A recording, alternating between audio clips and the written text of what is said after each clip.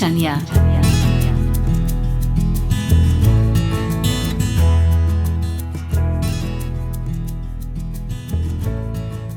Smo v svetem jubilejnem letu in vsi ljudje smo popotniki oziroma romarji skozi življenje, ki imamo en sam cilj, kakor nam ga kaže papež Frančišek, se pravi znova zagledati cilj srečanja z Gospodom Jezusom.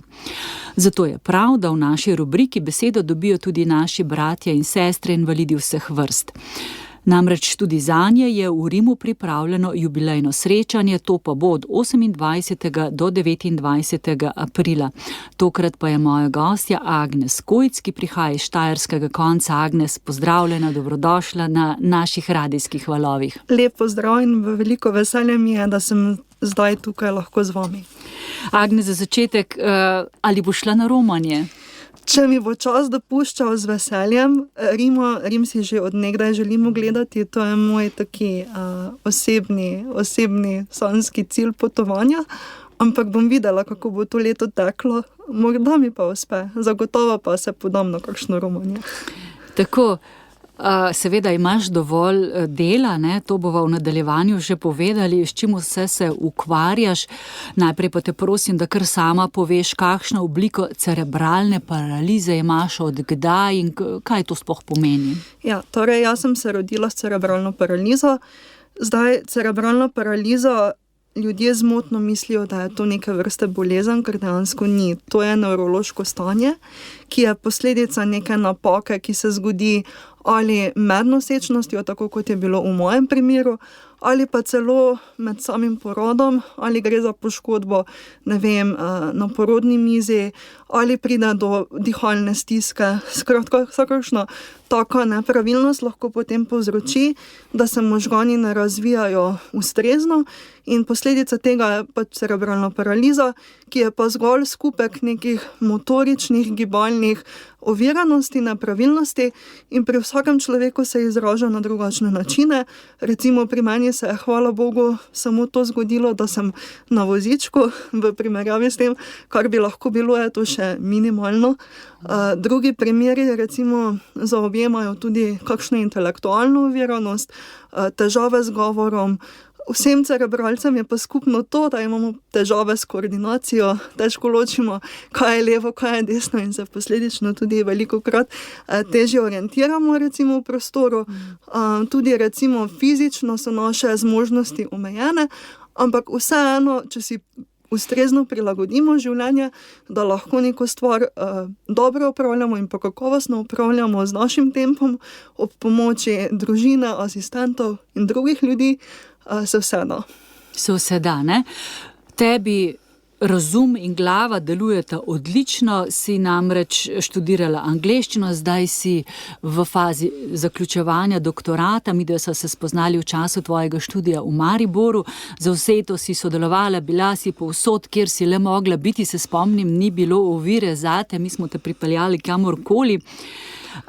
Mogoče sam na kratko poveš tvojo temo zdaj, ki jo raziskuješ? Ja, v moji doktorski dizertaciji, ki se je bom predvidoma lotila pisati v naslednjem študijskem letu, se lotevam v bistvu prevajanja metafor, prevajalskih postopkov prevajanja metafor, kaj so metafore, kako se obnašajo, kako jih mi interpretiramo kot bralci.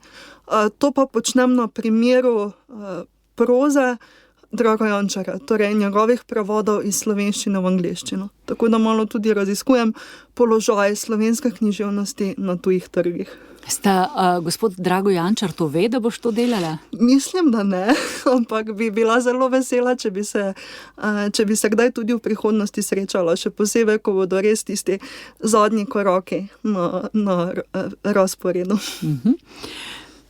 Agnes, smo, kot sem že omenila, seveda v svetem letu, ki je odprto za vse ljudi, a ne? Kaj tebi pomeni sveto leto? Kaj ti daje upanje za prihodnost, želje, sanje? Nekdo bi morda rekel božica, ampak ti sploh nisi tako, zato...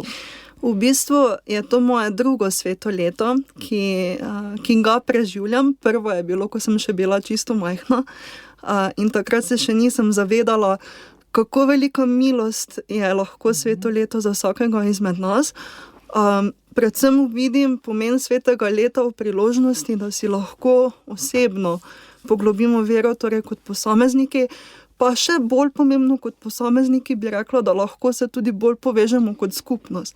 Ali v župniji, ali med seboj občestva, ali v družini. Skratka, da obudimo to občestvenost in zavedanje, da Jezus je navzoč, Bog je navzoč med nami v tem trenutku. Tako da to neka obnovitev, neka obljuba upanja, da mi drugim nosimo upanje sploh v teh časih, to se mi zdi pomembno. Pa poglejva zdaj, kakšen je tvoj vsakdan, ovire morda tudi, kako, ki si jih srečuješ kot oseba z invalidnostjo? Moj vsakdan bi lahko rekla, da ni nič kaj drugačen od vseh ostalih, s to izjemo, da pač potrebujem pomoč osebnega asistenta. Res je, da v teh 6 letih, ko se je ta sistem vzpostavil v Sloveniji, sem se že tako navadila, da mi to tudi ne predstavlja več nobenega problema. Čeprav moram priznati, da na začetku so bile neke težave, da sem se navadila, da je bil nekdo poleg mene neprestano, tudi da so se asistenti navadili. Nekako kljub temu, da so vedno na preži, tako bi rekla, da pa dajejo tisti osebni prostor, ki ga potrebujemo in da vejo, kdaj in kje se umakniti in na kakšen način. In to se mi zdi zelo pomembno. Tako da moj vsakdan poteka s pomočjo osebnih asistentov, pa seveda tudi še družine, ker še živim doma. Sicer pa imam prilagojen avtomobil, s katerim se lahko vozim v službo, na druge dejavnosti. Trenutno sem tudi aktivno pomagam slovenskim jezuitom, tako da sem tudi pri Svetem Jožefu večkrat. Predvsem pa se moja pot tudi vzpenja do fizioterapij, pa do kakšnih takih drugih dejavnosti. Tako da vsak dan je pestro. Če ne prevajam in nisem za računalnikom, sem pa na terenu. Ja, Bogu hvala, da ti je dal tak značaj, ne, da rada komuniciraš z drugimi, rada spoznavaš svet in nove izkušnje. Kakor vem, pišeš tudi pesmi. Je še kaj te muze? Ja, seveda še je. Zdaj res je, da se je moj fokus nekoliko preusmeril na prozo, ampak še vedno ustvarjam poezijo. Zelo rada imam poezijo in se mi zdi, da je poezija moj najbolj pristni način izražanja. V poeziji najlažje izrazim sama sebe.